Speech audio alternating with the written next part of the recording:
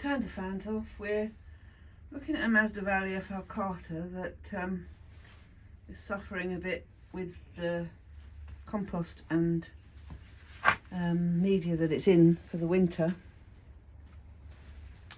and I need to get it out so that I don't lose any more roots, and put it in a medium that is going to dry, because it is a beautiful, beautiful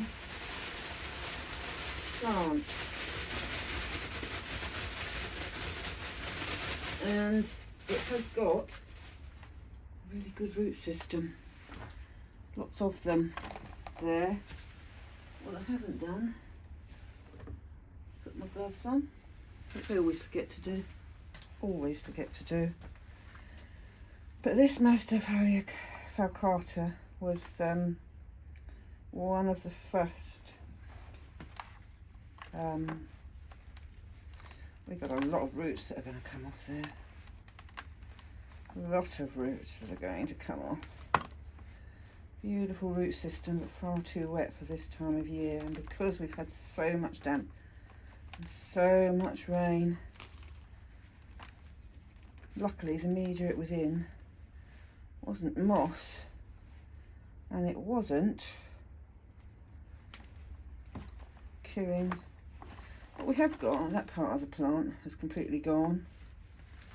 Can you even see it, I ask myself? Yes, you can. Let's get you over this way a bit, and I know where I am. We've got bits that have lost leaves, and just this section of the whole plant has gone.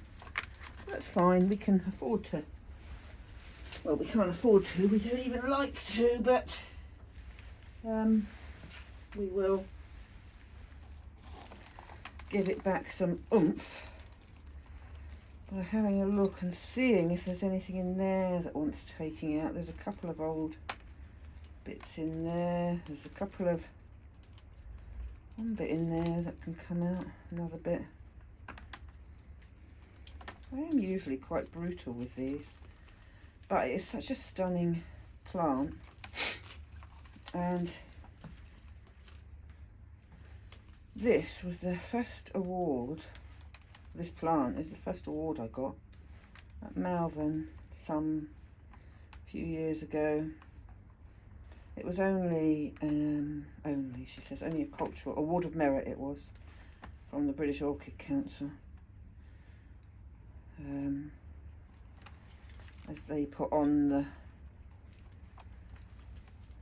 show.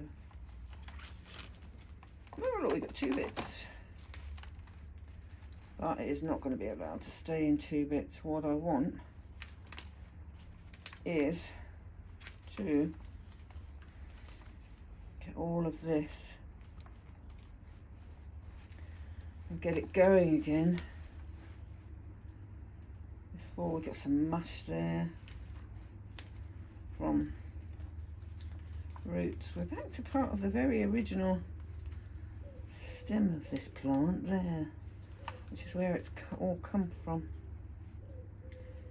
and it's all still got, despite how damp it is, it's still got lots of long roots that are in good condition. And what I'm going to do now, this is the one that's coccinea crossed with Veitchiana. We've looked at, I'm sure we've looked at something like this before, because we looked at, well, there is a pink version, but I really like the orange version. And this is one of my very, very first orchids. And this goes way back, way back. It's grown on, and I did have a couple of summers where it didn't flower for me. Didn't like it when it had damaged roots. Roots were poor, so I took it, pulled it apart, cleaned it off, which is what I'm going to do, and I'm actually going to keep it in this intermediate house so that it can't get so damp or stay damp, because obviously the immediate house, although there's fans on all the time, well, a fan on all the time, because of this weather,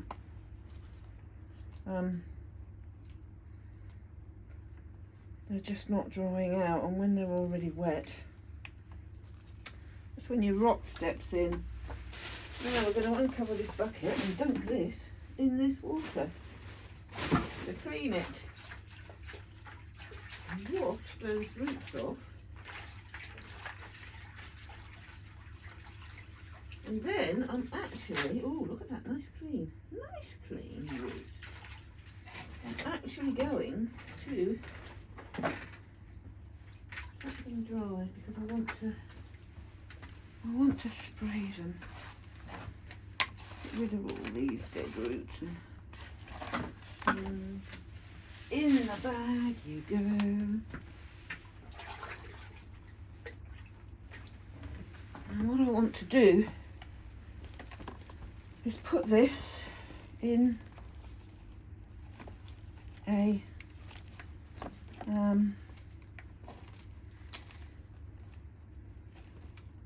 clay pot, because these Veitchiana types like the clay pots. Get all your rubbish off of there.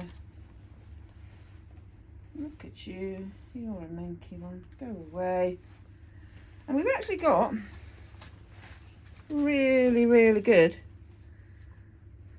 roots still left, and considering the pile I've taken off, you can see the age of this plant. It's just phenomenal, but I don't want to lose it, so I need to sort this now. And what I'm going to put it in is just a mix of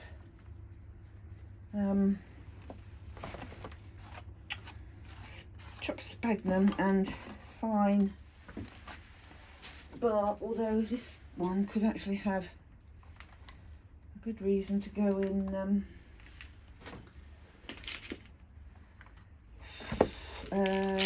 medium bark, but actually that is medium bark in there because I've put charcoal in it as well.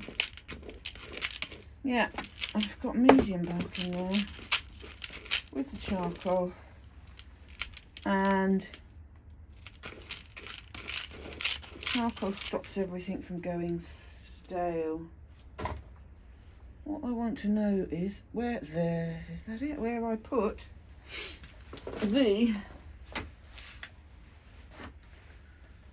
hydrogen peroxide. And that's not you.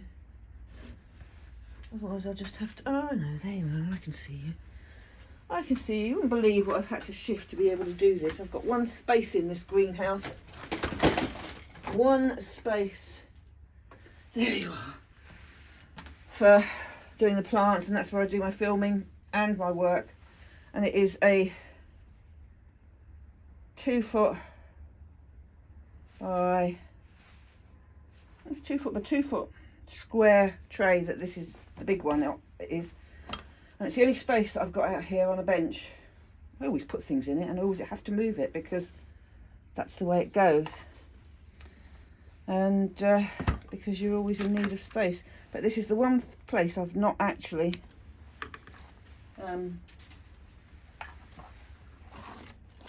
managed to fill up. If I'm tempted to put something in it, I quickly move it. So it can't take over. I won't let it. Oh, now actually, do you know what? I think it's either going to have to be you, but I think it might be you because it's quite a big plant. So give you. I mean, the leaves are absolutely beautiful on this. It's got a crinkly one. It gets crinkly leaves when it hasn't had enough water. That's a bit of a joke because water is not the problem. We want to try and keep it drier. And a couple of them I missed. I gave them too much water too late in the season. Now, are you going to go in there? Because I don't want you in a bigger pot. I only want you in this pot. Oh yes, you're going to go in there. That's good. So I'll put a bit at the bottom. Then we will twist. Get out of the way, hydrogen peroxide. We will twist until we get all of the roots down in. I said down. Did you not listen? Get in there. Did you not listen? Get in my pot, please. Twist and twist. Because I really don't want to set this plant back. But if I'd have left it any longer, as it was, knowing it wasn't drying, I would have had a big major problem on my hands. And these bigger mazzies, I don't like putting in just moss. I only tend to use plain moss on a mazzie when you've got no roots, because it is so good at bringing roots back. But we've also done it with, come on.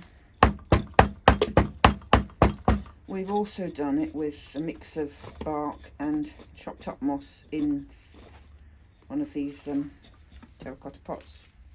So, but I like to add the charcoal because it actually stops the moss from going sour.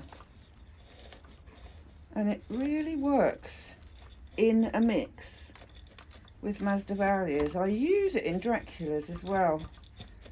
I don't just put Draculas in moss. I always put some charcoal. Now the thing with this is we don't want to make it too wet currently. So what I'm actually going to do is, you go in there.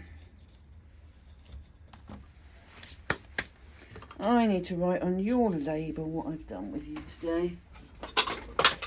Oops, that fell down. One day, my greenhouse won't be such a jumble. One day, tidy it up, it gets messy. I tidy it up, it gets messy. I just like to potter, but I get to the point where I need some stuff and can't find anything because I've put stuff on top of it. Stuff and stuff. That has to be sorted, doesn't it? But he looks good now. Still, to me, it looks as though the pot's too big. Didn't have a choice because of those gorgeous roots. But what I want to do with you is give you a tiny spray. Oh, somebody tell me what the date is today. It's the 18th Saturday, 19th yesterday. So today is the 20th of January. Oh my goodness, it's the 20th of January 1920. 1920. Haha. Wasn't even born in 1920. I'd be dead and buried by now. It's a bit silly, wasn't it? Oh God, it's 2020. It just makes me feel old. Well, I am, I suppose, but not as old as you feel. So it's the way of the world.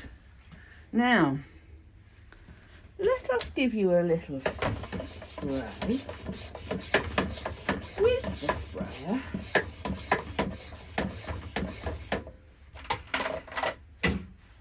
What is the time? Somebody tell me. I don't know. Just enough. Just enough. It will wick through actually quite quickly on this because I've given it a terracotta pot, so I need some. Actually, it's coming out the end bottom, so that's fine. And I'm going to leave that exactly like that. And we're going to push you back there and move you out of the way, because I've also seen, move the camera,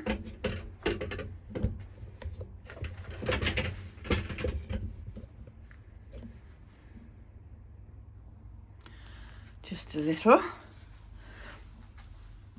There he is, done. Bit of luck, he'll stay up and grab hold of that little lot quite nicely. But here I've got one. It hasn't got a name. Well, it's a hybrid. Hasn't got a name, registered name. According to the label, it's Masdevallia Angel Frost Cross Rex Golden Gate Cross Veitchiana. Good old Veitchiana again. And look, friend gave it to me.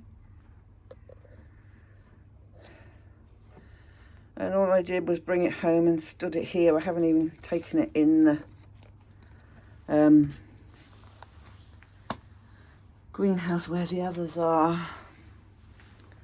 What I'd quite like to know is where my dipper is, to tell me how wet that compost is in that pot.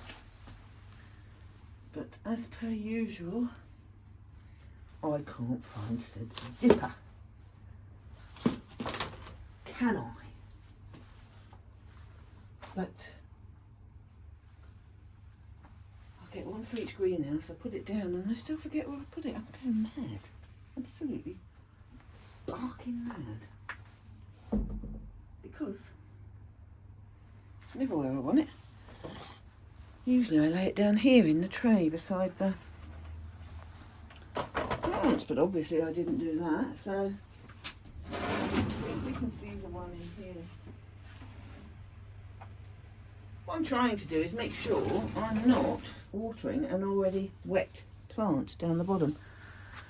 Because obviously when you've got the weight of a terracotta pot, gotcha! When you've got the weight of a terracotta pot, it's always heavy. Whereas if you've got a plastic pot, you can tell whether it's light or not. This, however, this hybrid is in,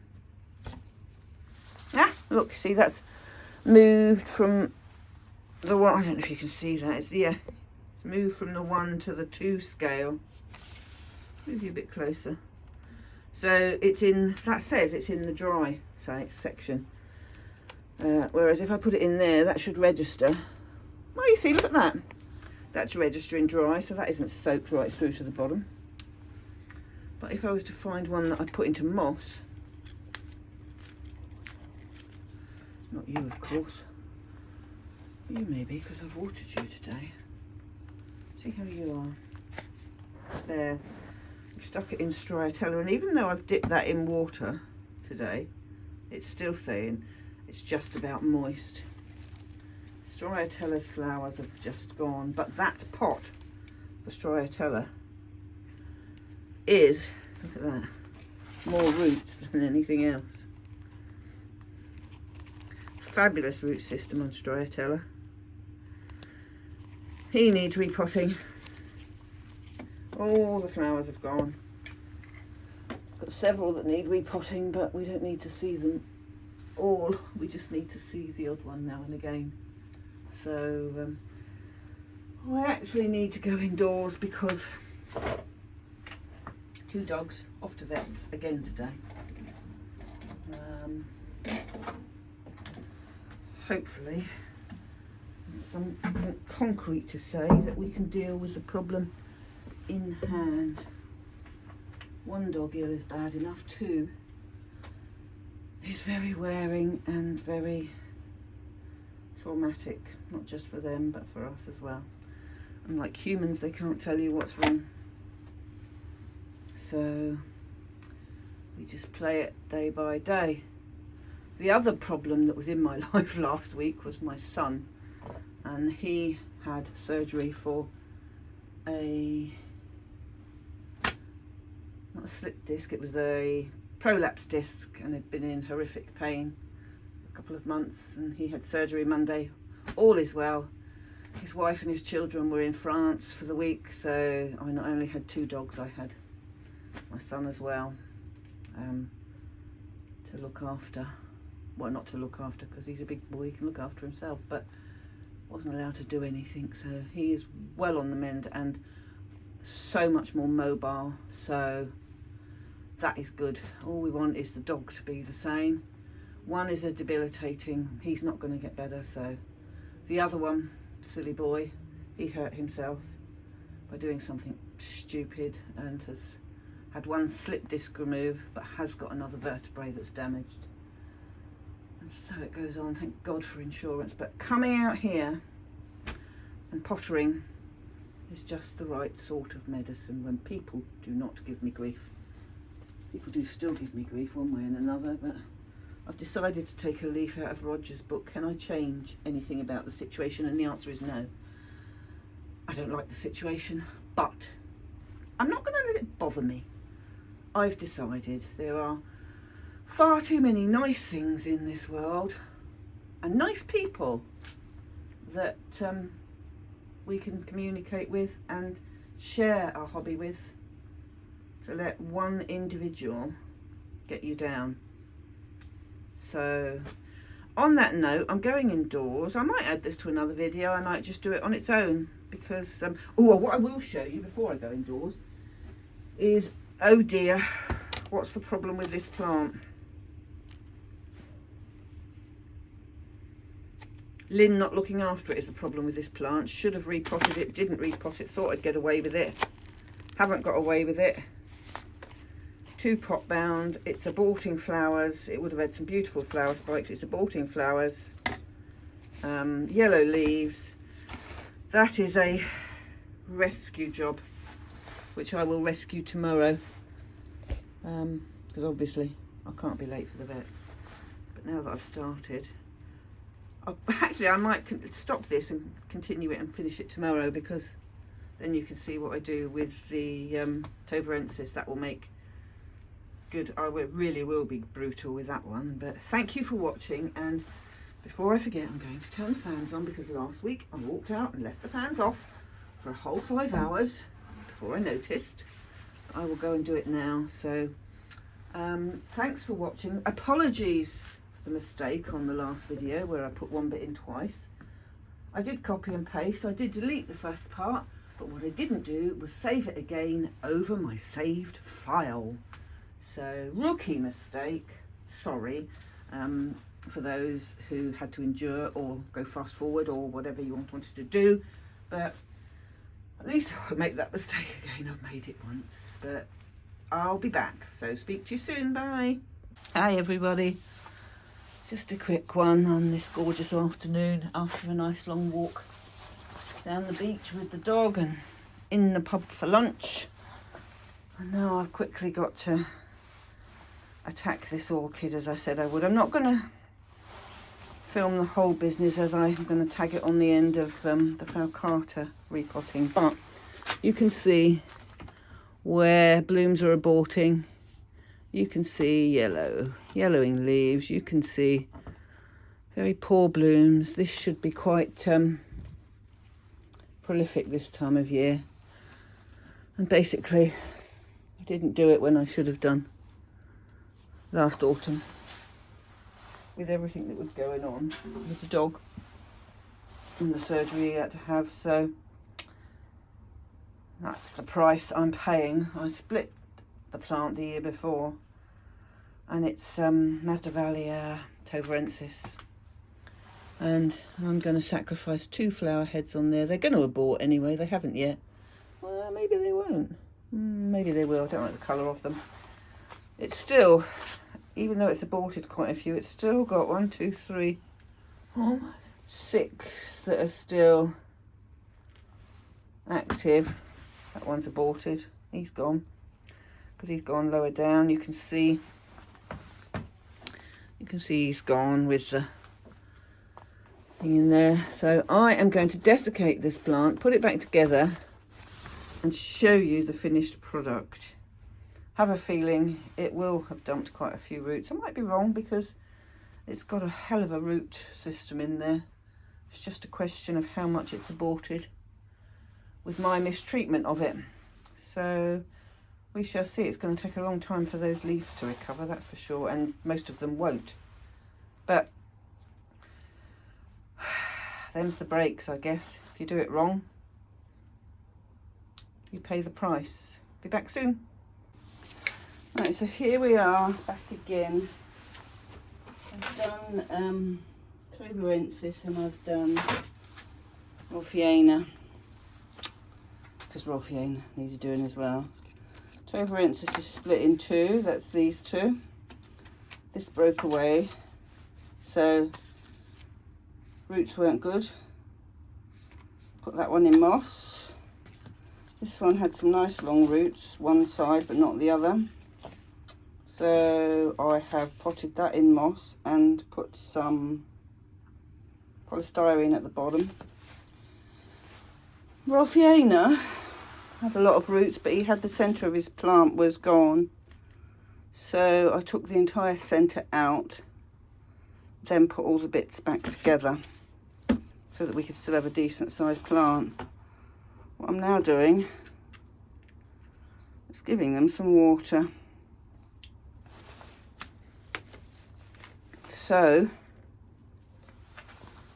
that they can be wet, and I've actually put fresh water in there from the water butt and warmed it up with warm water because what was in there had all the bits in yesterday from where I washed the roots of the Falcata off. So we've cleaned all that out, put fresh water in, put some hot water in from the kettle. So, and a bit of calcium as well, which will do it the power of good. And now we sit back on these and we watch. Run out of black pots that size, so need to get some more. So they're going to have to make do. Those pale leaves are probably not going to recover, but we'll see what happens later on down the line, and if needs be, as the roots take hold, I'll cut a couple more when new growth appears. I'm hoping by doing it this early, it'll either do one of two things. It'll go completely backwards and say, I've had enough of that. Or because I've caught it in, well, I haven't caught it in time, but I've done it early, instead of leaving it to the spring, it's now got some time to think about it. And I'm hoping that it should be okay.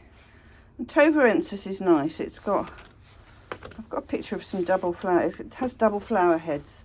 Last year I had one with 3 flower heads on, so, but won't get, I don't think we'll get flowers on this because of what I've done, so c'est la vie, I've sacrificed it for that. I should have got to it sooner, I didn't, and now I have, so I shall leave them where they are, sort themselves out, and then I will go back indoors. And here we are. I'm going to show you the entire bottom spike of Chiraphorum is now open. How gorgeous is that? That one's open, and that was the one I thought would open last. The one I thought would open, no movement on that one. And then there's 3 up here. This one, which I thought would be first, is going to open. It's got some open. Second one's got some open, the middle one. And this third one actually has got some open there. So hopefully, well, if the meeting was this Friday, they wouldn't all be open, but it's the following Friday, so I'm really hoping. Ooh, and they smell rather nice already. So I'm chuffed with that.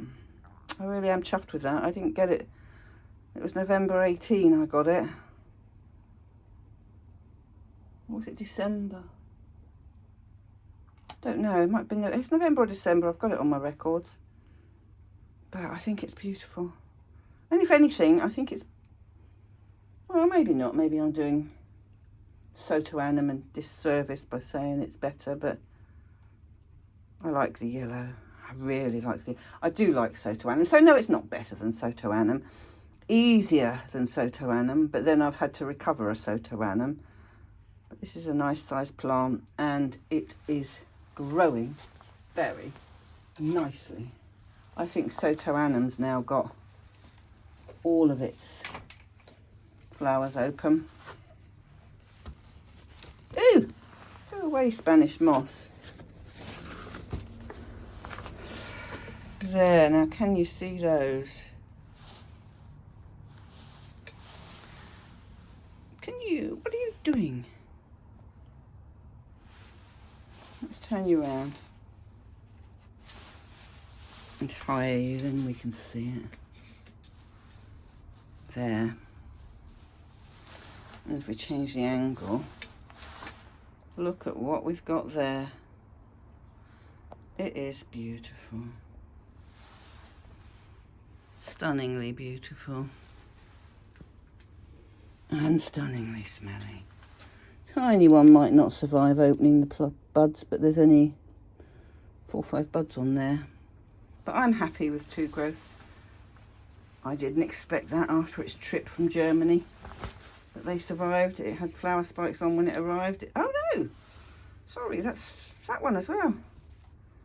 I thought that was all one spike, but it's not, it's 2. So this one's flowered this side.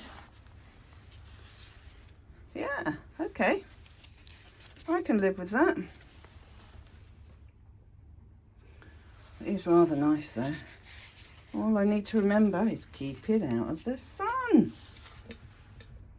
But that is a stunning colour. I love it. Right, going to stop now because I need to post this with the other part of the repot we did yesterday. And then hopefully we can catch up on these plants later on. I'll see how they've taken off by me interfering with them in what is effectively coldest part of the year and the time not to do it. Taking the risk, we shall see. The results will show me whether I'm right or wrong. I could put it back for a year. C'est la vie. Shouldn't have got the Falcata so wet. Shouldn't have let the Tovarensis or the Rolfiana get so bad before seeing to them. But sometimes life takes over and that's the way it goes. So I hope this is okay, and I now need to take some pictures of these flowers before they go, because I just can't believe the very different colours that are on a Sotoanum's flower. You've got purple, you've got pink, you've got white, you've got yellow, and it just stunning. Stunning. It's nice. And I don't like oncidiums, but I like this one. And I like Cheirophorum. So, wouldn't do for us all to like the same. And there's a new growth up there on Hibiki, on the mounted one as well. Things are waking up and they shouldn't be. But this cold weather will soon stop it, although the temperature doesn't get any colder in here.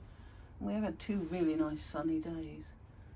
I'm loving this cold, I'm loving this frost. It's not wet, it's not damp, it's good. So until I do the next one, see you next time. Bye.